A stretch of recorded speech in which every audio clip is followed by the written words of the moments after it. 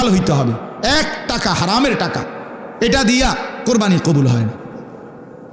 এবং হারাম টাকার শরিক যে হয় তার কারণে বাকিদের কোরবানিও কবুল হয়। আপনি যদি বলেন বুঝমু কেমনে, না বুঝলে আপনি হেতের লগে করেন কেন? কথা বলেন না কেন? আপনি 1.5 লাখ টাকা 3 লাখ টাকার গরু লোক দেখাইতেন গেলেন কেন? আপনার সন্দেহ হয়, আবার সামর্থ্য আপনার পুরা নাই, কম, আপনি পুরা পারতেন না 1 লাখ টাকার কোরবানি দিতেন, আপনি খাসি কোরবানি দেন। এটা তো ইবাদত, এটা তো গোস্ত খাওয়া না। কথা বুঝছেন? এই জন্য মনে রাখতে হবে, 1 টাকা হারাম টাকা, সুদের টাকা, ঘুষের টাকা, বাজারে ব্যবসা করে ওজনে কম দেয়, তো এ তো ধোঁকাবাজ, এ তো ধোঁকাবাজ। পণ্যের গুণাগুণ 2 নম্বর মালরে 1 নম্বর বলে, 3 নম্বর মালরে 1 নম্বর বলে, এ তো ধোঁকাবাজ, বাটপার। তাহলে এই বাটপারে যে টাকাটা নিল, যদি বাটপারি টাকা না, কথা বলেন না কেন? তো এ তো নাজায়েজ টাকা। এই টাকা দিয়ে কোরবানি জবাই হবে প্রাণী, গোস্ত জোরসো হইব, ভাতও খাওয়ান যাইব, রুটিও খাওয়ান যাইব, তা আসমানে যাবে না। কোথায় যাবে না? আসমানে যাবে না, রবের কাছে যাবে না, মালিকের কাছে যাবে না। কথা শক্ত হইল, এটাই সত্য, শক্ত। মূলত এই সূরাটার নাম হলো সূরায়ে হজ।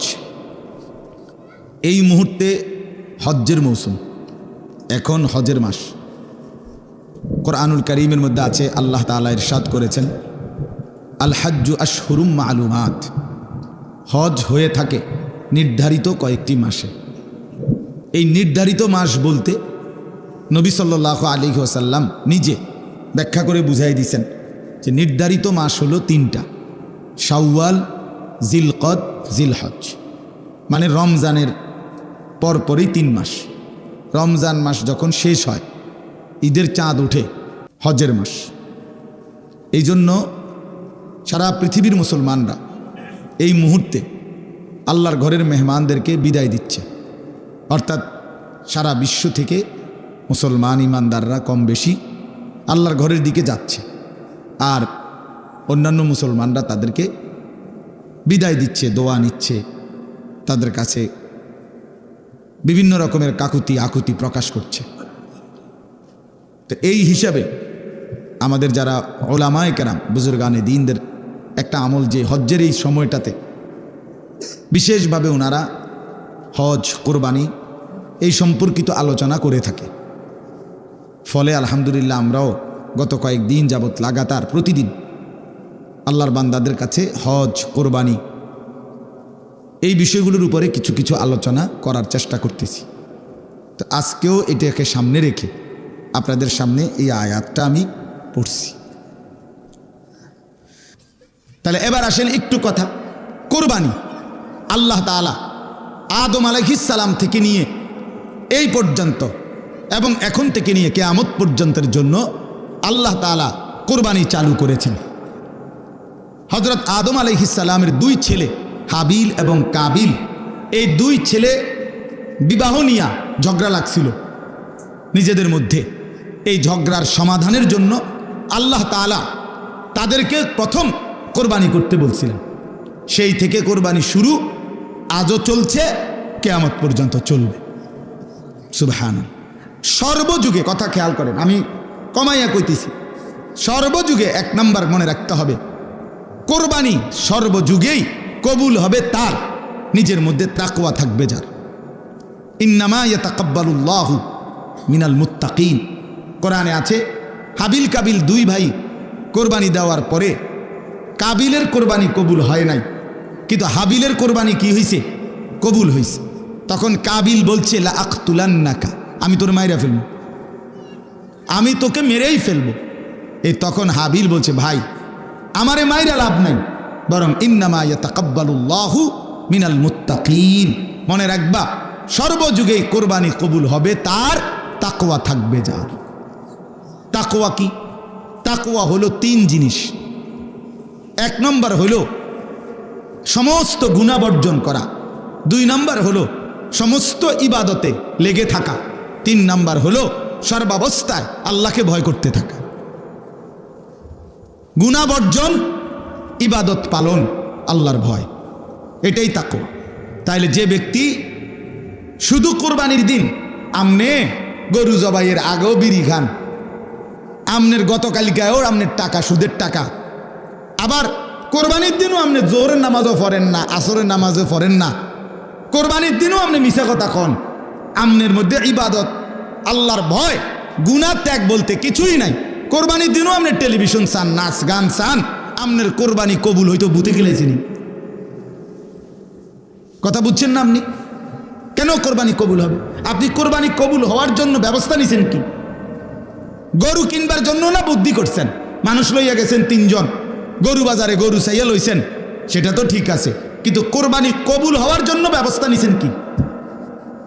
কোরবানি কবুল হওয়া, গোশত খাওয়া আর কবুল হওয়া এক কথা না, জবাই হওয়া আর কবুল হওয়া এক কথা না।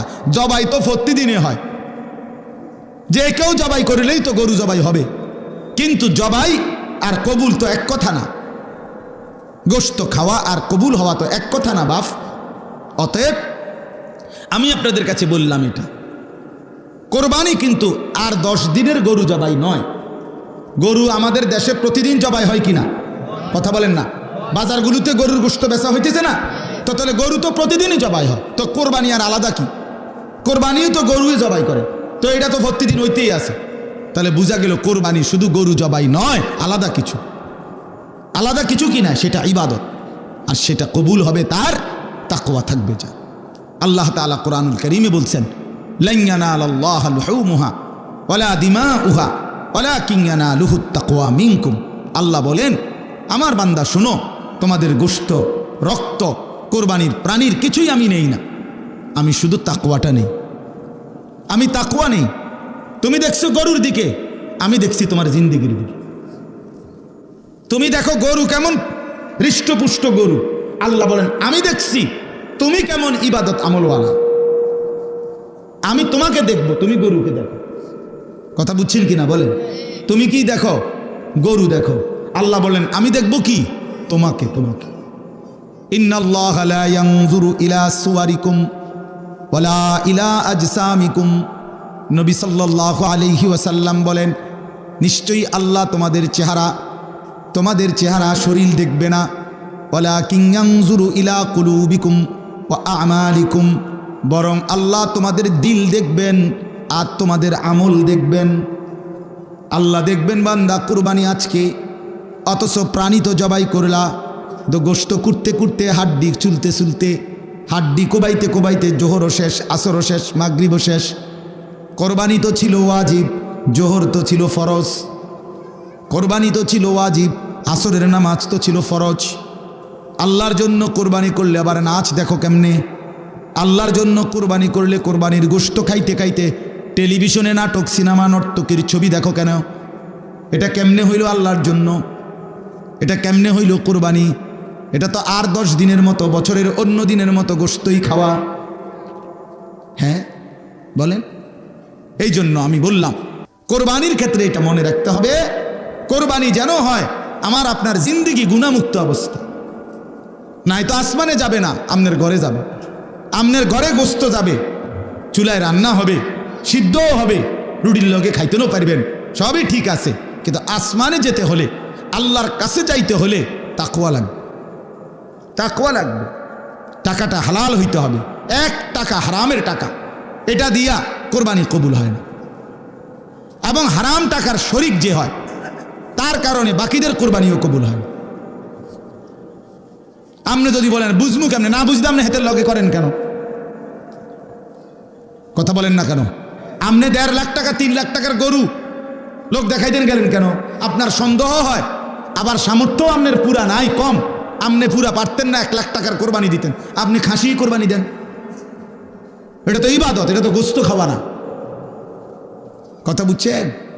এই জন্য মনে রাখতে হবে, 1 টাকা হারাম টাকা, সুদের টাকা, ঘুষের টাকা, বাজারে ব্যবসা করে ওজনে কম দেয়, তো এ তো ধোঁকাবাজ, এ তো ধোঁকাবাজ। পণ্যের গুণাগুণ 2 নম্বর মালরে 1 নম্বর বলে, 3 নম্বর মালরে 1 নম্বর বলে, এ তো ধোঁকাবাজ, বাটপার। তাহলে এই বাটপারে যে টাকাটা নিল, এটি বাটপারির টাকা না? কথা বলে না কেন? তো এ তো নাজায়েজ টাকা, এই টাকা দিয়ে কোরবানি জবাই হবে প্রাণী, গোস্ত জোরসো হইব, ভাতও খাওয়ান যাইব, রুটিও খাওয়ান যাইব, তা আসমানে যাবে না। কোথায় যাবে না? আসমানে যাবে না, রবের কাছে যাবে না, মালিকের কাছে যাবে না। কথা শক্ত হইল, এটাই সত্য, শক্ত। এরম যদি আপনি বলবেন এরম এরম কইলে আর কয়জনে কোরবানি দিব, দিয়েন না আপনারা কেউ, অসুবিধা কি? কথা বলেন না কেন? আল্লাহ ঠিকে যাবে, ঠিক না? ফেরেশতারা আটকা ফিরে যাবো নাকি? তো আর অসুবিধা কি? তার সমস্যা কি? কোরআনে আল্লাহ বলছে ওমান কাফারা ফাইন্নাল্লাহা গানিয়্যুন আনিল আলামিন। আল্লাহ বলে তোমরা যারা হজ করতে অস্বীকার করো, অবজ্ঞা করো, অবহেলা করো, তাইলে মনে রাখো কোনো সমস্যা নাই, আমি আল্লাহ গোটা পৃথিবীর সমস্ত মানুষ কারো প্রতি মুখাপেক্ষী নই, আমি সবার থেকেই অমুখাপেক্ষী। কেউ যদি আমাকে সেজদা না করে আমি আল্লাহর বড়ত্বের মধ্যে কমবে না, আবার সবাই যদি আমাকে সেজদা করে তবুও আমি আল্লাহর বড়ত্বে বাড়বে না। আল্লাহ বাড়েও না কমেও না, কথা বোঝেন নাই? সবাই নাফরমানি করলেও আল্লাহ কমে না, সবাই জুনায়েদ বাগদাদি হয়ে গেলেও আল্লাহ কি হয় না? বাড়ে না।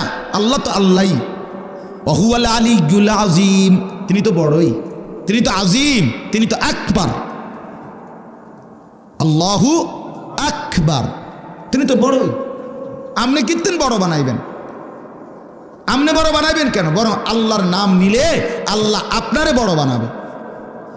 কিতাবের মধ্যে আছে কোন বান্দা যখন বলে সুবহানাল্লাহ, বলেন তো, আবার বলেন তো, আল্লাহ বলে এটার অর্থ হলো হে আল্লাহ আমি আপনার পবিত্রতা বর্ণনা করিতেছি, এ সুবহানাল্লাহ অর্থ। তো আল্লাহ বলে আচ্ছা মাশাআল্লাহ বান্দা তুমি আমার পবিত্রতা বর্ণনা করছো, আমি তো এমনিতেই পবিত্র, তুমি বললেও না বললেও তো ঠিক আছে, সাব্বাহতানি, তুমি আমার পবিত্রতা বর্ণনা করেছো, চলো উসাব্বিহুকা, আমি তোমারে পবিত্র বানাই দিলাম। আলহামদুলিল্লাহ বলেন তো। আল্লাহকে আমি বললাম আল্লাহ আমি আপনার প্রশংসা করছি, আল্লাহ বলেন তুমি আমার প্রশংসা করলা, আমি তো এমনিই প্রশংসিত, যাও তোমাকেও আমি প্রশংসিত বানাই দিলাম, মানুষ তোমারে ভালো বলবে। জিকির করে দেখো, তোমারে দেখবা মানুষে ভালো করবে, কবো লোকটা নামাজি, লোকটা আল্লাহওয়ালা, লোকটা জিকির আজকার করে, বলবে মানে আল্লাহই জিকিরের বরকতে তোমারে কি বানাই দিবে? দামি বানাই দিবে। তাইলে আল্লাহ তাআলা বলেন তোমরা কেউ বন্দিগি না করলেও আমার সমস্যা নেই, আমার সমস্যা নেই। তাহলে আমার এই কথাটা আপনারা মনে রাখবেন, কোরবানি যেন হয় শতভাগ হালাল টাকা থেকে, বলেন ইনশাআল্লাহ। 2 নাম্বার, কোরবানি যেন হয় গুনাহমুক্ত জীবন নিয়ে। কি নিয়ে বলেন না? গুনাহমুক্ত জীবন নিয়ে, গুনাহমুক্ত জীবন, গুনাহমুক্ত জীবন, গুনাহমুক্ত জীবন নিয়ে কোরবানি যেন হয় আল্লাহর সন্তুষ্টির জন্যে। এরপরে আসেন আরেকটা কথা, সেটা হলো হজ। আল্লাহ তাআলা বলেন প্রত্যেক জাতির জন্য আমি হজ্জের বিধান রেখেছি, এই জন্য হজ এটাও আল্লাহ তাআলার মহব্বতের ভালোবাসার সর্বোচ্চ নমুনা, সর্বোচ্চ নমুনা। কেউ যখন আল্লাহকে ভীষণ ভালোবাসে, প্রিয় নবী সাল্লাল্লাহু আলাইহি ওয়াসাল্লামকে খুব ভালোবাসে, তো ওই ব্যক্তির চূড়ান্ত ভালোবাসার নমুনা হজ। হজের মাধ্যমে আল্লাহর বান্দা আল্লাহর ভালোবাসার সর্বোচ্চ নমুনা পেশ করে যে আল্লাহ আমি নামাজ, রোজা, যাকাত